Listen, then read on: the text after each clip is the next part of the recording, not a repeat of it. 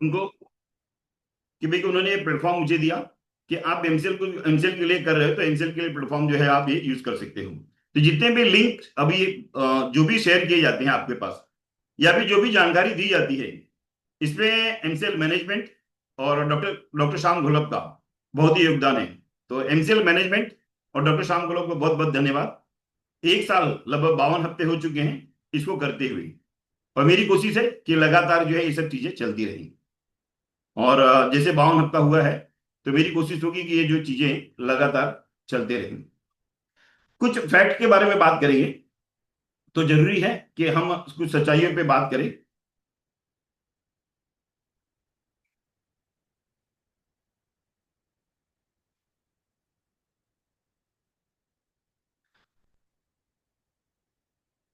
अ, जैसे कि एमसीएल के फंडिंग के विषय में बात करूंगा। एमसीएल की फंडिंग के लिए जितने भी पैसे की जरूरत है, जो हमारे 1200 एमएसएस हैं, सभी के वहां प्रोजेक्ट लग सकते हैं। बायोकोल के, बायो सीएनजी के, एमएसपी के सभी प्रोजेक्ट लग सकते हैं। इतने फंड्स की अरेंजमेंट एमसीएल ने ऑलरेडी कर ली है, और ये बहुत बड़ा पैसा है। तो इतना बड़ा पैसा है कि हम सभी जगहों पे जो है ना जो है प्रोजेक्ट लगा सकते हैं, ये कंफर्म है। आज सबसे बड़ी तकलीफ क्या है कि जो है ना तुरंत का तुरंत ही जरूरत है कि इस पे काम करने की। जैसे मैंने पिछले हफ्ते बात की थी, जैसे बायोकोल या बायो सीएनजी की जो जिन लोगों ने जो है ना जो है जगह रेंट पे ली है, तो जरूरत है उनको जो रेंट जल्दी से जल्दी दें। और वहां प्लांट लगेगा कि नहीं लगेगा, अभी कुछ लोगों को तो ये भी पता नहीं है। तो जरूरत है कि उसको रखना है या छोड़ देना है। तो यहाँ तुरंत का तुरंत एक्शन लेने की जरूरत है, और ये बातें डॉक्टर श्याम घोलप और मैंने मैनेजमेंट के सामने रखी हैं। बहुत सी जगहों पे वेंडर्स के पेमेंट बाकी है, तो उनको कब मिलेंगे पेमेंट, ये भी एक बड़ा विषय है। किसानों के नेपियर की पेमेंट है, ये भी बहुत जरूरी है कि कब उनको मिलेगा, इसका प्लानिंग करके उसके हिसाब से बताएं। और नेपियर का जो है बुआई करना है कि नहीं करना है, या नेपियर जो खड़ा है कब उनके वहां उसकी कटाई होगी, तो उसको भी बताना है कि भाई इसको रखना है कि नहीं रखना है। इलेक्ट्रिसिटी के कुछ लोग के बिल्स हैं, जहां की जो है प्लांट लग चुके हैं, वहां भी कनेक्शन कट हो गए हैं। अब जहां प्लांट रनिंग थे, बिकॉज ऑफ जो है ना लिक्विडिटी के कारण वहां बंद हो चुके हैं और कनेक्शन भी कट गया है। तो जल्द से जल्द उनको बताना है कि कब ये शुरू होगा और कनेक्शन कब लगेगा, इसके बारे में भी कही है।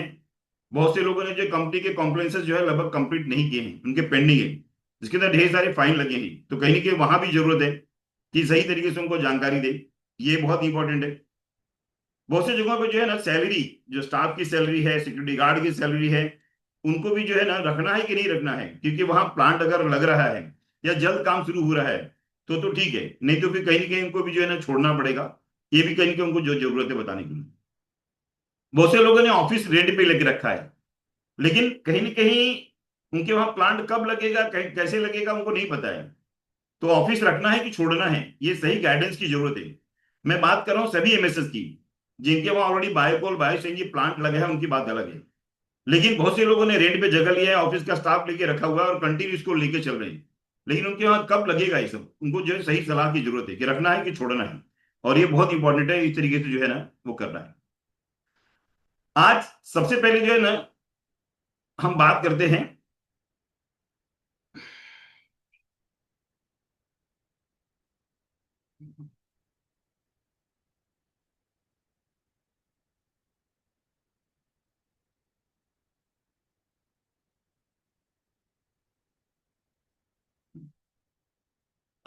ये सब समस्याओं का जो जिक्र कर रहा था, उन सब समस्याओं का जो समस्याएं हैं उनका सोल्यूशन क्या है।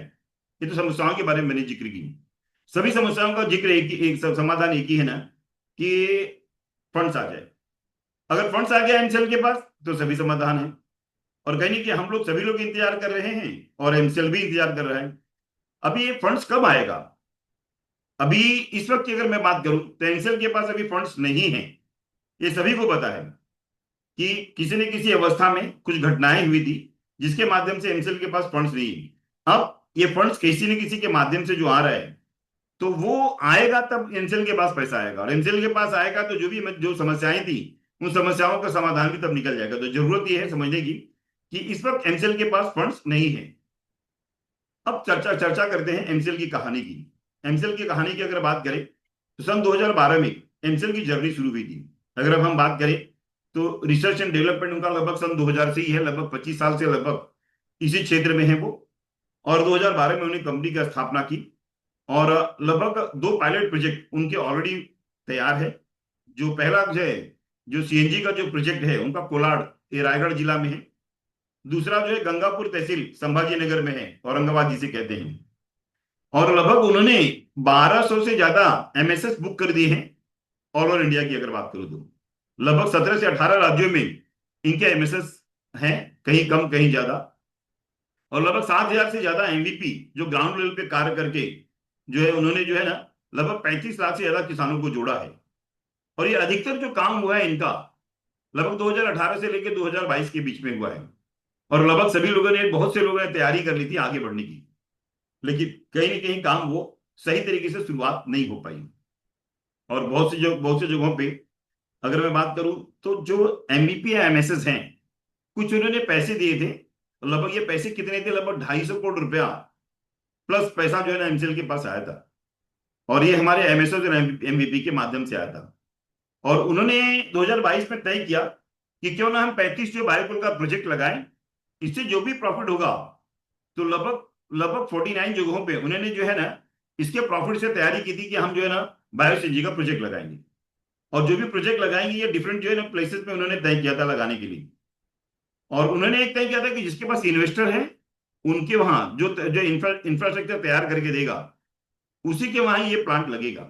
लेकिन एमसीएल मैनेजमेंट और भी कुछ सीनियर जो है ना जो मार्केटिंग का काम कर रहे थे, उन्होंने अपने पद का उपयोग करके और ये जो मैक्सिमम गलत जगहों पे उन्होंने जो सिलेक्शन किया, गलत लोगों को सिलेक्शन किया। अगर सही व्यक्ति अगर उस चीज को जिम्मेदारी लेता, चलाता, जिसको कि जो है ना उसको उस कंपनी को चलाने की जो है जानकारी है या मार्केटिंग की जानकारी है, तो मुझे लगता है कि जो है ना ये तकलीफें उतनी नहीं आती। या बहुत से प्लांट अब बंद हो गए हैं जो बंद नहीं होते। तो जरूरत थी सही व्यक्ति की पहचान करके सही व्यक्ति के सही जगह पे शुरू करने की। और कुछ जगहों पे तो ऐसा था कि भाई वहां प्लांट अगर लग गया, प्रोडक्शन भी शुरू हो गया, लेकिन वहां वीराने में लगा जहां की कच्चे माल की व्यवस्था नहीं है। और जो है वहां जो है ना प्रोडक्शन हुआ तो उसको जो सेल करने की क्षमता नहीं है, या आसपास कोई फैक्ट्री नहीं है। तो गलत जगहों पे ये सब चीजें हुई, जिसका नतीजा ये हुआ कि जो है एमसीएल बहुत सी परेशानियों में आ गया। और एमसीएल ने बहुत से जो है ना एमएसएस के वहां फंडिंग भी उन्होंने की बायोकोल प्लांट के लिए। हालांकि ये मना था कि जो भी इन्वेस्टर है उसी के वहां प्लांट लगेगा, तो जरूरत नहीं थी। लेकिन ऐसे जो है बायोकोल प्लांट को भी बहुत से जगहों पे एमसीएल के मैनेजमेंट ने फंड्स दिए। तो ये कहीं ना कहीं गलत तरीके से पैसा, लगभग जो 200 से 250 करोड़ रुपया था, ये टोटल का टोटल पैसा जो है ना ये पूरा का पूरा यहाँ चले गया और पैसा हो गया खत्म। ये पैसे किसके थे, ये हमारे और आपके थे। और एक भी प्लांट जो है ना प्रॉफिटेबल और जो है ना रनिंग नहीं था। कहने के एमसीएल मैनेजमेंट इनको संभालने में नाकामयाब रहा, या जिनके वहां प्लांट गया जिन्होंने जिम्मेदारी सही तरीके से नहीं ली, ये दोनों जन की कमियों की वजह से ये पूरा का पूरा जो है मिशन फेल हो गया। और नतीजा ये हुआ कि सभी जितने 1200 एमएसएस हैं कहीं ना कहीं सफर कर रहे हैं। जिन लोगों ने जो अग्रणी अग्रणी क्षेत्र में कि जिसका जिसका प्लांट लगा, तो वो सोच के कि हमारे वहां भी प्लांट जल्दी लगेगा, और उन्हें ज्यादा से ज्यादा जो चीजें उन्होंने शुरुआत कर दी, काफी काम किया। और ये काम करते हुए कहीं ना कहीं अनेकों प्रकार की तकलीफों में आ गई। आज एमएसएस एमबीपी जितने भी लोग हैं बहुत बड़े नुकसान में हैं, और सभी लोग सफर कर रहे हैं, चाहे किसान हो, एमबीपी हो, लैंड का रेंट है, वेंडर के ड्यूज हैं, जैसे मैंने चर्चा की पहले। ये सभी तकलीफों के अंदर कहीं ना कहीं जो है ना ये हुआ। तो एमसेल की एक कहानी है। लेकिन डॉक्टर श्याम गोलप ने जिम्मेदारी ली कि 2023 से हम कुछ फंड्स अरेंज करते हैं। और लगभग ये फंड चलो 50,000 करोड़ के बारे में डॉक्टर श्याम गोलप ने काफी लोगों को बताया था, खास करके प्राइम मीडिया को। और उनसे उन्होंने जो है काफी जो है जिम्मेदारियां भी ली थी। खास करके आप लोगों ने सुना और देखा भी होगा, कुछ लोग जानते होंगे कि पीएसएल की जो है ना पीएसएल को जो है ना इन्होंने जो है ना खरीदने के लिए लगभग इसी 50,000 करोड़ के हिसाब से उन्होंने जो है जिम्मेदारी ली थी कि लगभग 28,000 करोड़ या कितने का जो है था कि इन्होंने बोली लगाई थी कि बे, तो इतनी बड़ी कंपनी थी कि 50,000 करोड़ जो आना था इसी के माध्यम से उसकी बोली लगाई थी। और ये आज भी सेबी के अंदर देखा जा सकता है। और ये 50,000 करोड़ जो है ना ये तैयारी भी उन्होंने की लेने के लिए। और उन्होंने इसका जो है ना इनिशिएट भी किया था जुलाई 2024 में। जुलाई 2024 के अंदर लगभग 3,000 करोड़ की फंडिंग, जो कि बहुत से लोगों ने इसके जो है ना स्लिप देखे होंगे या जो है ना इसकी जो है ना जानकारियां मिली होंगी। और ये फंड्स जो है ना ये नहीं रिसीव कर पाया जुलाई में। इसका सबसे बड़ा कारण था ये एमसीएल की गलती नहीं थी। इनके अंदर जो एजेंट थी, एजेंट फर्म थी, उस फर्म जो है ना, उन्होंने जो है ना पेपर वर्क सही तरीके से कंप्लीट नहीं किया। तो एमसीएल की गलती नहीं थी, सामने उस फर्म की गलती थी। और इसके अंदर बहुत बड़ा जो है ना पैसा डॉक्टर श्याम गोलप ने, एमसीएल ने जो है ना उस जो फर्म को दिए थे, जो अपनी जिम्मेदारी से कहीं ना कहीं भागा, और उसके अंदर बहुत बड़ा नुकसान हुआ। सबसे बड़ा नुकसान ये हुआ कि ये फंड्स जो है ना नहीं आया। 50,000 करोड़ में से 3,000 करोड़ जो फंड्स आना था, ये नहीं आया। और दिस इज अ रियल। और ये रियल जो रियलिटी जो है ना, कोई भी जो है ना अगर समझदार आदमी है तो चेक कर सकता है और ये बात कर सकता है। लेकिन कहीं ना कहीं ये नुकसान हुआ और ये फंड्स नहीं आ पाया। अब एमसीएल ने जो है ना इसके ऊपर कुछ लोगों के साथ जो है मिलके इस फंड्स को फिर से दोबारा जीवित किया, और लगभग 24,000 करोड़ का फंड्स ये 3 मार्च 2025 को ये इन्होंने जो है ना यहां लेके आए, जो कार्बन इमिशन के ऊपर जो है ना ग्लोबल फंडिंग ये है, इसकी तैयारी की।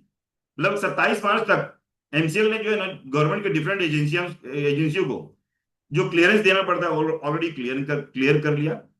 और करंट सिनारियो ये है कि ये फंड्स जो है ना हमारे पास धीरे धीरे आना शुरू हो रहे हैं। लेकिन एक समस्या बहुत बड़ी है कि लगभग सिंदूर के ऑपरेशन के दौरान लगभग 360, 350 नहीं 360 से ज्यादा जो पहली बार जो फंड्स ले रहे हैं उसको इमीडिएट लेवल पर स्टॉप कर दिया गवर्नमेंट ने।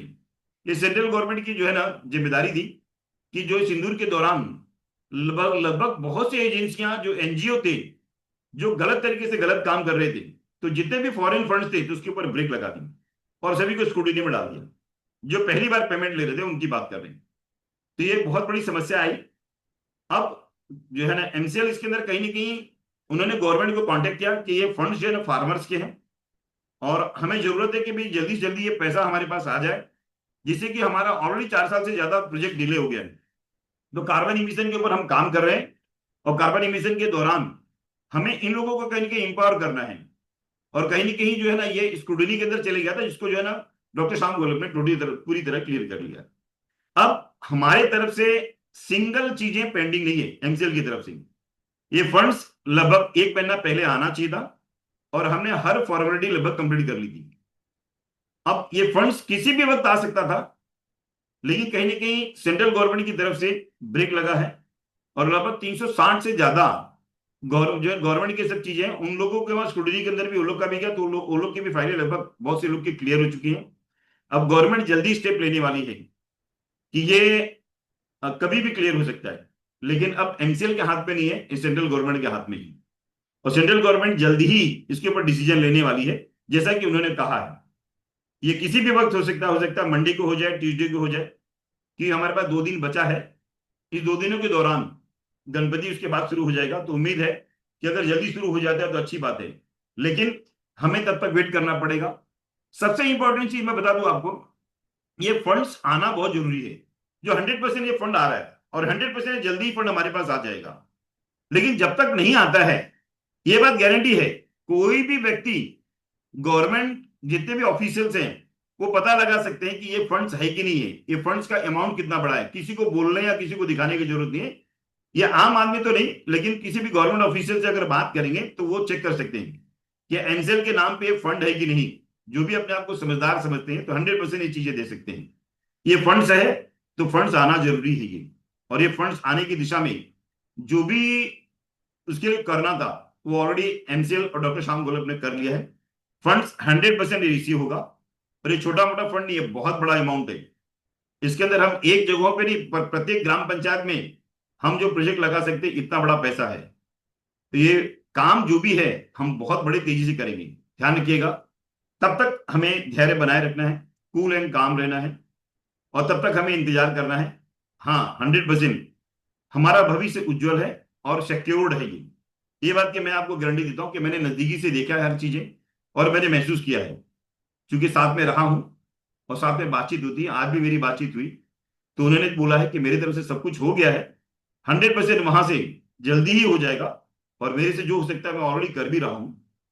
और ध्यान रखिएगा, कंपनी का इरादा है कि लगभग 1 साल के दौरान उनकी जिम्मेदारियों को देखते हुए जो भी ड्यूज है वो तो क्लियर करेंगे ही करेंगे। और 1200 एमएसएस के वहां सभी के वहां 1 साल के दौरान सभी के वहां प्रोजेक्ट लगेगी। और हम लोग जो है ना लगभग 10 गुना स्पीड से काम करने वाले हैं। और इसके लिए जो है ना जो भी तैयारियां जो कर रही थी डॉक्टर श्याम गोलप ने तैयारी करके रखी है। और 10 गुना तेजी से काम करेंगे तो जितने भी जो है ना हमारे जो है पिछले कुछ सालों में हमारे जो नुकसान हुए हैं वो 100% जो है ना कवर हो जाएंगे और एनसीएल का इतिहास बनेगा। ध्यान रखिएगा, कहीं ना कहीं हमें तकलीफ है, उन तकलीफों से गुजर रहे हैं, लेकिन ध्यान रखो हम अंधेरे से अब उजाले की ओर जा रहे हैं। अंधेरे से उजाले की ओर जाने के लिए एक छोटी सी कहानी ये है, और ये सत्य घटना पे आधारित है। जो मैं बोलने वाला हूँ ये सत्य घटना पे आधारित है। और हार नहीं मानना चाहिए, किसी भी अवस्था में हार नहीं मानना चाहिए। एक मीरा एक अंधी लड़की थी, जन्म से ही वो देख नहीं पाती थी।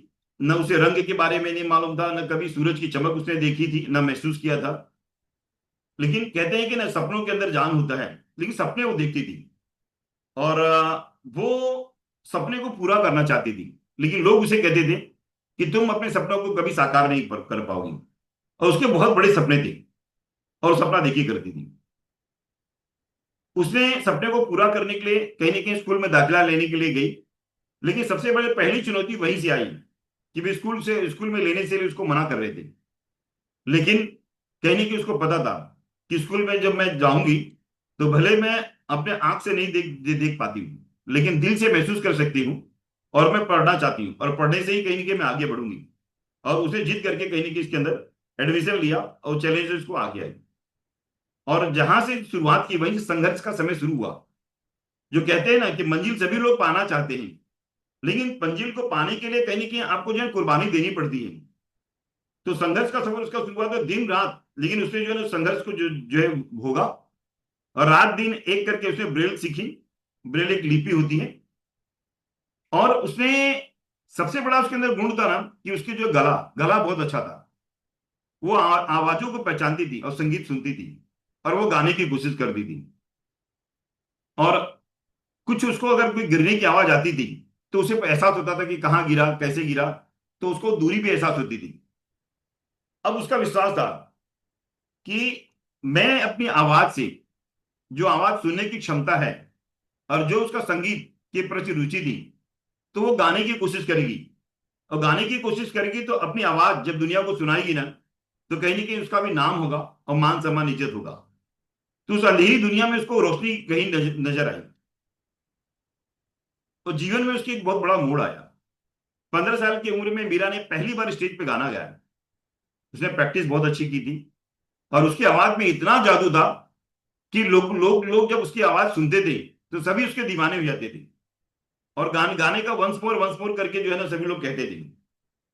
और उस दिन सबने कहा कि तुमने सचमुच ही अंधेरे अंधेरे में, हम लोग को लगा कि अंधेरी अंधेरी वाली जिंदगी है आपकी, लेकिन अंधेरे से उजाले की तरफ आप आ चुकी हो और उस अंधेरे को आपने अपनी ताकत बना ली है। तो ध्यान रखिएगा, अगर कहीं अंधेरा दिखाई दे रहा है तो कहीं ना कहीं ताकत भी आपके पास है। आज मीरा एक प्रसिद्ध गायिका है और दुनिया भर में लगभग 100 से ज्यादा उसने स्टेज शो किए और उसने नेशनल अवार्ड भी इसके लिए जीता। और उसके अपने अपनी आवाज से और लोगों को प्रेरणा भी देती है कि अगर जिंदगी में हार अगर ना मानो तो 100% जीत आपकी होगी और ये चीजें कहीं ना कहीं आगे बढ़ेंगी। तो ध्यान रखिएगा कि मीरा की कहानी हमें सिखाती है कि असफलता अंत नहीं है, बस एक मोड़ है। और उस मोड़ से जब गुजरोगे ना तो 100% आपकी जीत होगी।